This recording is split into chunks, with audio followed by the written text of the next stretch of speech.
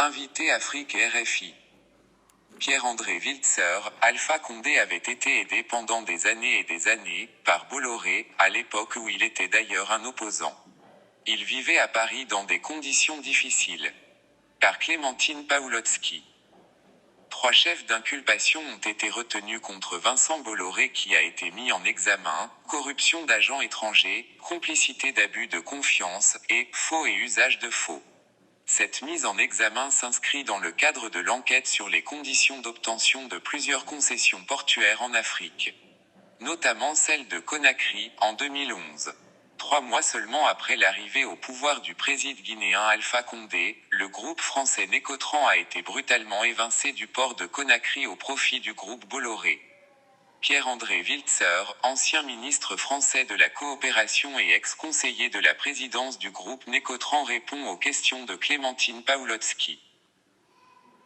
RFI, en mars 2011, le président Alpha Condé, élu 3 mois plus tôt à la tête de la Guinée, résilie la concession du terminal à conteneurs du port de Conakry qui avait pourtant été confié à Jetma International, filiale de Nécotran. Comment cela s'est-il passé ? Pierre-André Wiltzer, c'est l'histoire d'un hold-up ou on peut dire en tout cas d'un acte tout à fait arbitraire. Quand le président Alpha Condé a été élu, c'était en décembre 2010, des rumeurs ont commencé à courir. On a appris par le directeur de la concession de Nécotran sur place qu'une équipe de chez Bolloré était venue se promener dans le port. Il y avait quelques signaux un peu inquiétants. Je suis allé rencontrer le président Alpha Condé. Il se trouve que nous avons fait nos études ensemble il y a de nombreuses années à la faculté de droit. Je lui ai demandé s'il avait des reproches particuliers à faire à la gestion de Nécotran. Il était assez gêné. Il n'avait pas envie d'en parler. Il m'a dit qu'il fallait voir cela avec ses collaborateurs. On ne nous a rien dit sur d'éventuels manquements qui auraient pu se produire. Mais très rapidement, on a appris un jour par une déclaration à la télévision que la concession était annulée et qu'elle était confiée à Bolloré.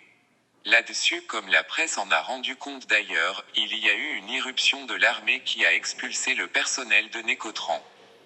Et les équipes du groupe Bolloré, qui étaient installées à l'hôtel pendant tout ce temps-là, se sont installées aux commandes et ont pris en main à la fois l'ensemble du matériel, y compris l'informatique, etc.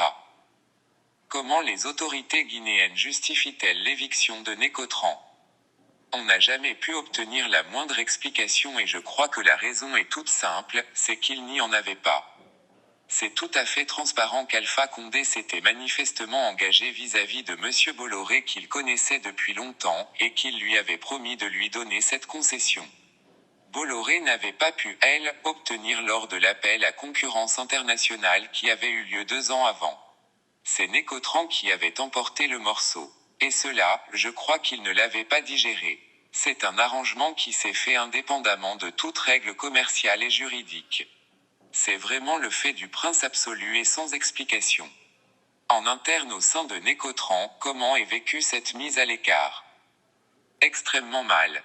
Richard Talbot, qui était aux commandes à ce moment-là, et l'ensemble de la maison ont pris ça comme une grande injustice, ont cru d'ailleurs qu'il y avait peut-être manière de trouver une explication et peut-être un dédommagement. Cela n'a jamais été possible, ce qui a entraîné le déclenchement de toute une série de procédures, dont l'une contre le gouvernement guinéen devant la Cour commune de justice et d'arbitrage, CCJA. Cet arbitrage a duré très longtemps. Il a conclu d'ailleurs en faveur de Nécotran. Mais pour des raisons de pure forme, l'affaire n'a jamais été jusqu'à son terme. Il y a également eu en 2016 une décision de justice rendue par le Centre international pour le règlement des différends relatifs aux investissements, CIRDI, qui a jugé justement l'éviction de Nécotran irrégulière. Il est tout à fait clair que cette éviction s'est faite sans aucun motif, donc de manière tout à fait irrégulière. Le CIRDI a néanmoins rejeté les accusations de corruption. Le CIRDI n'est pas un tribunal pénal.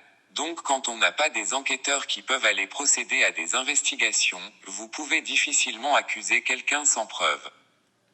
Vous, à l'époque, quel est votre sentiment par rapport à cette question de possibles faits de corruption ?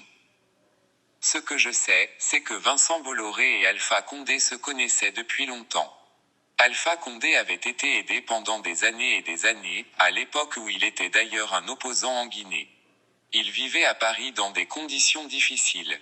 Il essayait de faire fonctionner son parti en Guinée, c'était compliqué. Et pour cela, il avait toujours trouvé une aide auprès de Vincent Bolloré. Et des liens s'étaient établis entre eux au fil du temps. Donc moi, j'ai interprété tout ceci comme un échange de services. Il avait aidé Alpha Condé arrivant au pouvoir souverainement, a décidé de lui accorder une récompense sous la forme de cette concession. Après 5 ans de bataille judiciaire contre le groupe Bolloré et contre l'État guinéen, Nécotran se retrouve en redressement judiciaire. Selon vous, c'est le résultat de son éviction du port de Conakry.